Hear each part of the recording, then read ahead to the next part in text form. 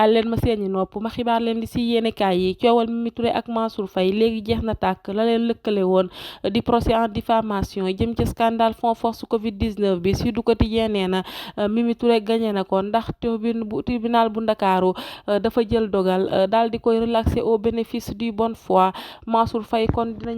dañu ko daal di débouté ci li mu sàkk woon yëpp ndax dañoo jàpp ni tegewul fenn. Point Actu di ko ca feelu ndax yéenekaay bi nee na ñii layool Mimi Touré l'excuse de bonne foi la ñu plaidé ba tax Mimi Touré kon ñu daal di koy relaxer au bénéfice de la bonne foi. Maître Ousmane Thiam mi layool Mansour Faye nee na tribunal bi gis na ni Mimi Touré li mu waxal kiliyaanam amul ba tax juge bi da koo baal. Maître Moussa Sarr mi layool Mimi Touré nag wax le contraire ndax nee na tribunal bi gis na ni diffamewul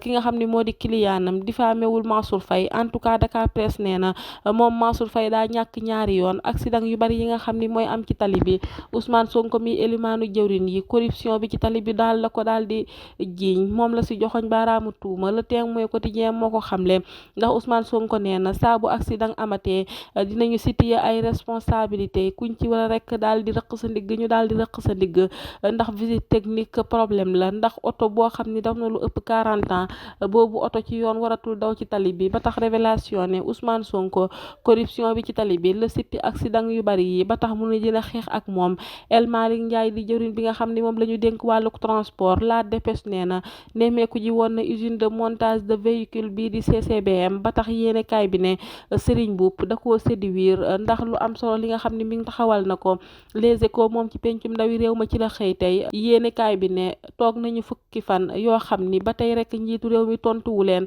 ci bataaxal bi nga xam ne bindoon nañu ko ba tax assemblée nationale bëgg a jël ay responsabilités am ndax bureau bi woolu nañu leen bés ni tey ci ngoon ngir ñu amal ouverture d'une session extraordinaire. Proposition bi nga xam ni nag moo jëm ci soppi règlement intérieur bu assemblée nationale ay bés bii di ñëw la ñu koy daal di tàmbali. tabb bi ñu tabb ni dof ak kilifa def leen PCA l'observateur ci la dikkaat yéenekaay bi ne PCA poste stratégique la waaye nag wàccee nañu dayoom ba tax critique ne projet bi ci boppam moo soppaleku nekk pàccoo ndax gis nañu vague de nomination yi nga xam ni ñoom ñoo ci am ci poste de responsabilité yi waaye président Diomaye ni muy falee noonu lay follee ndax Antenne Quotidien moo ngi ñuy xamal ni gannaaw ki nga xam ni moo di Cheikh Dieng Alassane Diop mi mu defoon daz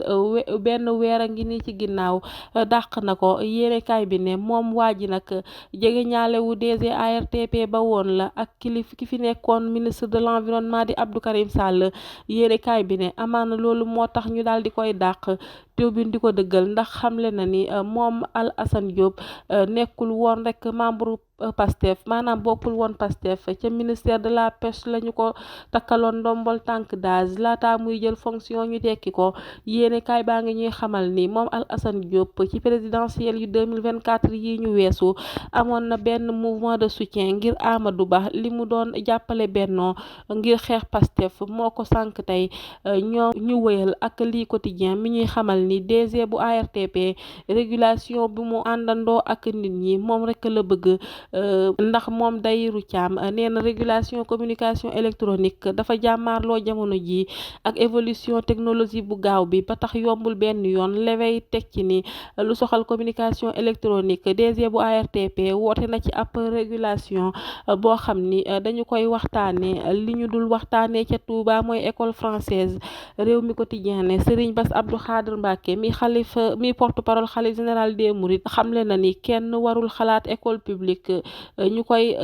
amalaat foofee yi nga xam ne ñooy jàngale français ñu koy amalaat foofee ca Touba. nee na nag kenn mënul taxawal école française bi nga xam ni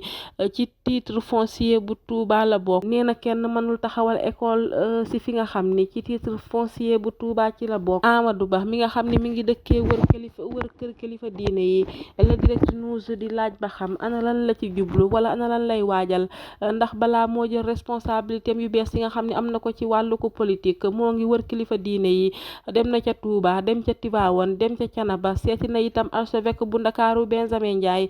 te it nag dina dem ci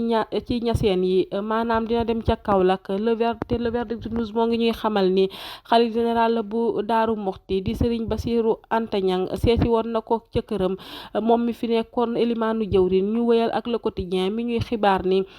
tey ci chamboulement diplomatique la ñu jëm ndax nag fi mu toll nii ay ñaar fukki ambassadeur ak conseil woolu nañu leen. Libération ñëw ci fisc bi nga xam ni dañoo rek bëgg rëq ndiggu ñi nga xam ni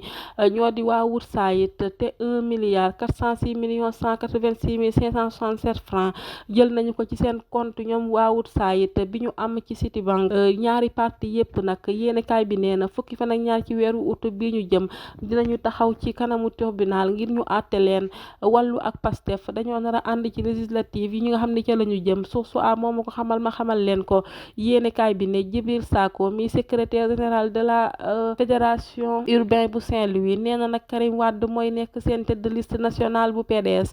te moom ak Bassirou Diomaye Faye mi njiitu réew mi ñoo ngi waxtaan téléphone ci lu gën a bëri te nag bu ñu déggoowee ci kàddu ñoom ñaar kon président bi dina wax ak njiital parti Pastef di Ousmane Sonko. ñu jeexal ak le Dakar waa quotidien mi ñuy xibaar ni Jeux olympiques Paris 2024 Sénégal day ñibbisi ak loxoy neen ndax lañu fa wuti woon amuñu ci dara. Kumba Seck mi nga xam ni moo doon yaakaar bu mujj bi éliminé nañu ko ba tey yéenekaay baa ngi ñuy xibaar bu tiis te mooy génnuk àdduna Issa Hayator mi nga xam ni moo fi nekkoon njiital CAF moom nag ci 77 ans wam la génnee àdduna. fii lañu ndarkeppee li ci yéenekaay yi ma doon leen seeni nopp ba ëllëg ak jàmm ci Nassirou TV jërë ngeen jëf.